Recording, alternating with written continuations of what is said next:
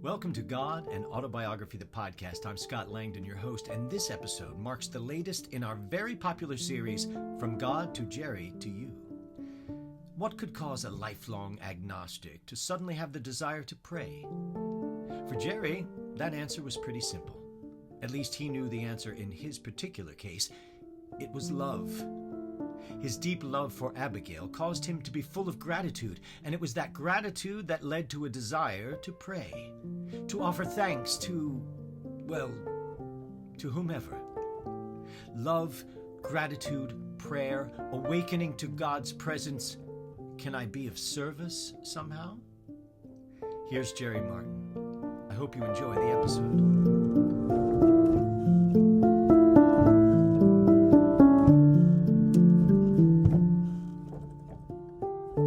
You know, I've often asked myself, since my remarkable experience of hearing God's voice speak to me, and of then finding that God was willing to answer my questions, and leading to an entire book filled with 85-90% of it is God speaking to Jerry.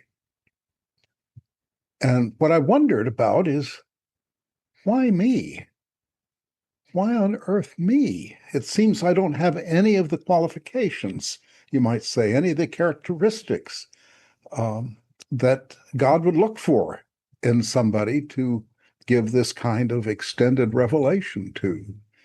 I wasn't religious. I was a philosopher, and that counts for something, I suppose. We study the great wisdom traditions, mainly of the Western side, but beyond that as well. But I did not have an interest in religion. I didn't have a belief in God. I didn't even have a question about God. In other words, I wasn't pondering whether to believe in God. I know I've had friends who couldn't believe but very much wanted to, and yet God seemed incredible to them or something of that sort. But no, philosophy gave me plenty of wisdom, and I was happily going along with that. And so I didn't know much about religion. I knew what just anybody who goes to college, you pick up a lot if you do a liberal arts major. And that was about the level of understanding I had. And so why me? And then I look at other personal qualities. You think of, you watch the movies about religious figures, and they're always kind of larger than life and have, hair that's electrified and so forth. They have great personal charisma that we feel today often across the many centuries, maybe since some early figure appeared. Yet they are still compelling figures to us, and particularly to those who follow in their tradition. So anyway, it just seemed that if this were a job opening, I would not be well qualified for it. And so I look back at the first episodes of God and Autobiography to see, well, what was going on? What did I bring to the situation, you might say? Stop thinking about it in terms of a personal resume as if I were applying for a job, but what was going on that you might say prepared me for the assignment I ended up being given to tell God's story? Well, the first thing that happened, I think relevant to this question, is that I fell in love. And I hadn't really believed in romantic love, but I fell totally head over heels in love. And I thought, what is this? And so I went and read the relationship books. And I found that what they tell you is, don't trust it. It's all projection. It'll fade in about 6 months. You think this person is perfect. That's what you're projecting, some image on them, and that image isn't true. And by 6 months, the bubble will burst, and then you'll move on. That will be over. Maybe by then you've discovered you're compatible, and so you stay together for that reason. Anyway, they're all skeptics. And I kept reading these, wondering, haven't any of these people ever been in love? At least not in love the way I was in love. And when I look at that phenomenon, what I was going through retrospectively and reflect on it, what strikes me is that I held steadfast. I trusted the love. The love was a phenomenon that appeared to me in experience. It manifested itself. It was right there, overwhelming me. And I believed in the phenomenon. And rather than discounting it, they all teach you to discount it, put it in big brackets, put an asterisk that this fades away. But I didn't do that. I said, let's go with this. And I never had any doubt from day one that what I was going to do was be marry Abigail. Now, I'm a cautious person, and I made a point on, like a matter of policy, to wait 6 months before popping the question. But that was a mere arbitrary device, just because I knew people can be wrong. So I'm not a fool. I know that. I know the ways of the world, and one can get carried away and so forth. But I didn't believe that was what was happening here. When I paid close attention to this experience, to the phenomenon of love, it commanded respect and it earned trust. And so, anyway, I trusted it. And I trusted it so much that I felt the gratitude of being in love, a love having come into my life, not earned by me. But Abigail called me on the phone one day out of the blue. And it went from there as we got to know each other long distance. I fell in love on the phone before I ever met her. And so from that day that I fell in love with her on the phone, I was never interested in any other woman. There was no other course to my life except pursuing this love.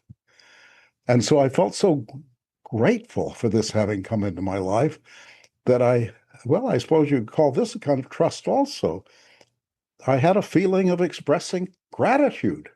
Now, I didn't believe in any object of the gratitude. I mean, to whom I would be expressing this gratitude, maybe just to a benign universe, a lucky day, thanking my lucky stars. Whatever it was, I felt so profoundly moved that I literally fell to my knees and said an earnest prayer of thanks to whomever or whatever had brought this love into my life. And that happened a time or two more. And then at some point, she was in New York with a job, full-time job. I was in Washington, D.C., full-time job. We didn't want a commuting marriage. What were we going to do? And so I prayed about it. We were sitting, it was summer, August, late on a Saturday. We were sitting on a park bench facing across from the south side of the Potomac, where you see the Lincoln Memorial across the river. And I just prayed for guidance. And my beliefs had not changed. I still didn't believe in God or anything else. But it just seemed natural to pray. and so I did. And without forethought, without expecting anything, but just a spontaneous thing in my mind. I didn't say it out loud, but I prayed for guidance. And first thing, as I recount in God an Autobiography, a kind of vision appeared. What in the old days they would call a vision. It was kind of like a hologram, a few feet in front of me, rising, sparkling, multicolored fountain. And I took that to be a kind of answer to my question, something very reassuring. And then a voice spoke. And I knew it wasn't me speaking. And so I asked, who is this? I am God. And I knew enough about religion to know there are a lot of them, and therefore, in a sense, a lot of gods. So I say the God of, going back to my Judeo-Christian tradition, the God of Israel, I am the God of all. Well, from that day on, I had a relationship with God. I never doubted. It was strange. I'm an epistemologist. What we're trained to do is to doubt. And the basic question of epistemology is, do you know what you think you know? You as human beings, do we know what we think we know? And if so, how? Because there are all kinds of reasons for posing skeptical questions about every category of human knowledge. And in spite of that, here again, I was presented with a phenomenon in experience, God speaking to Jerry, and the voice was too real as talking to Abigail on the telephone, and benign and somehow authoritative for real doubt. I just could not actually really doubt. I knew how to go through the exercise of doubt, much as I'd gone through the exercise of waiting 6 months before proposing to Abigail. But, well, so I did due diligence. I couldn't actually doubt, but I know that I'm fallible. Everybody's fallible. There are no infallible moments. Uh, so I went and read the literature. In fact, I called a friend who I thought would know more about this, and he said, "Oh, that's the question of spiritual discernment. And there's a literature on how do you know it's the real thing when you have an experience of the sort I had, some kind of either voice or vision or other kind of epiphany coming to you. How do you know it's the real thing?" And not, in fact, the religious literature, the Christian literature often says, how do you know it's not the devil pretending to be God? In fact, they say that Satan is a very good imitator, a very good mimic, actor, con man. And so, and you go through an awful lot is you check out the instrument. The instrument of receipt of revelation is the human being, is the human person. And so you kind of check yourself out. Do you have, if, for example, a big danger signal is pride. If you think, hey, God is talking to me, therefore, I'm the boss of the universe. I get to go tell everybody else what to do and what to believe and how to act and what not to do.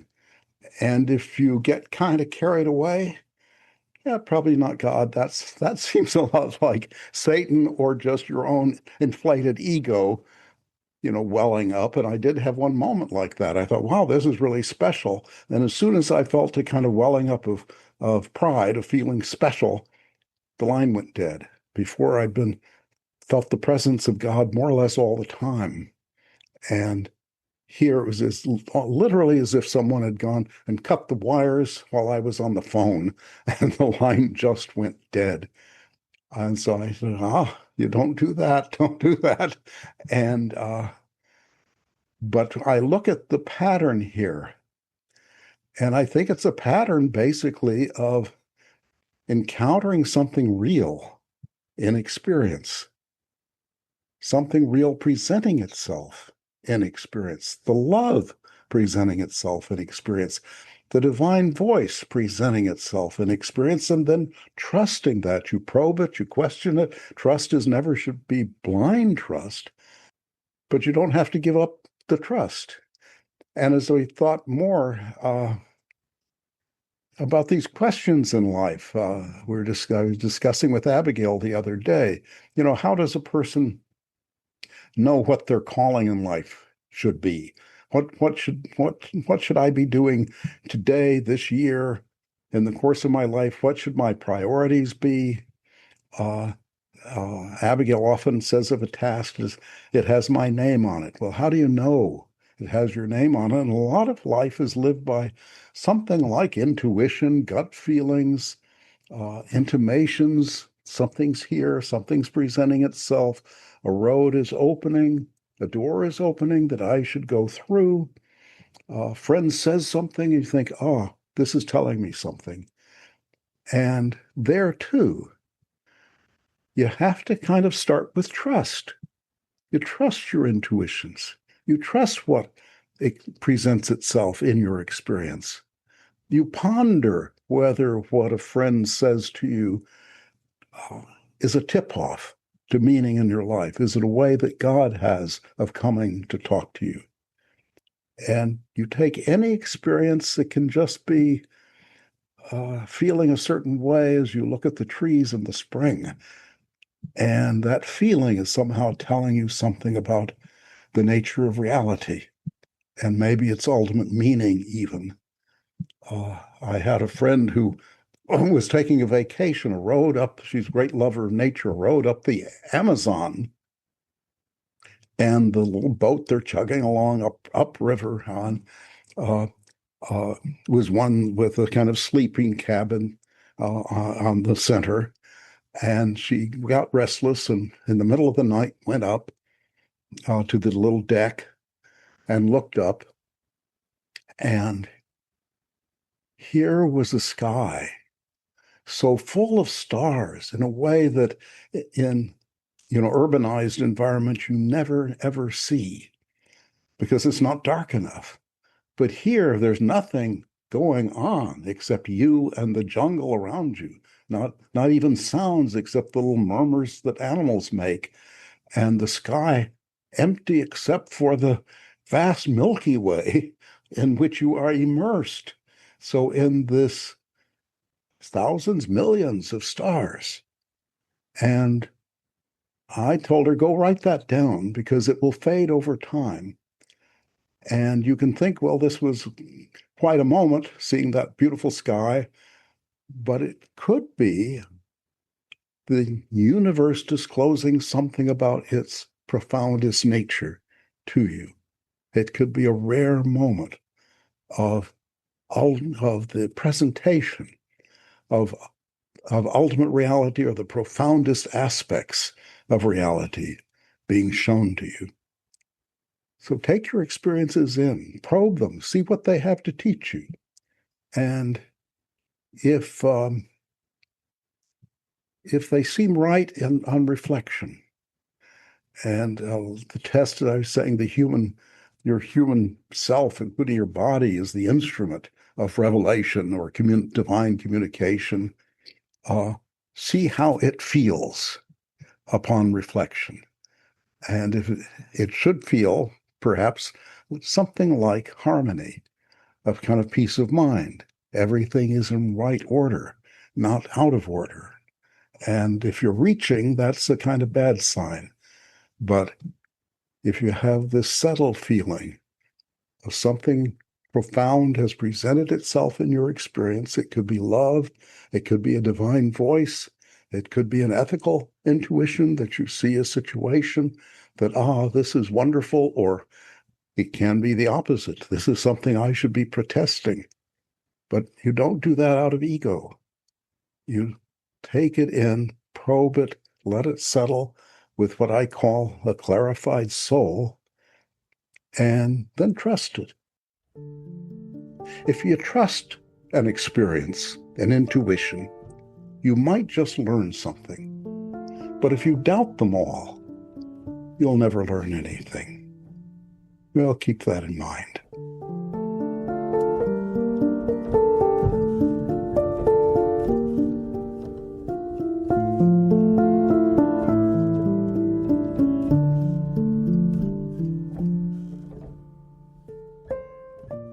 Thank you for listening to God and Autobiography, the podcast.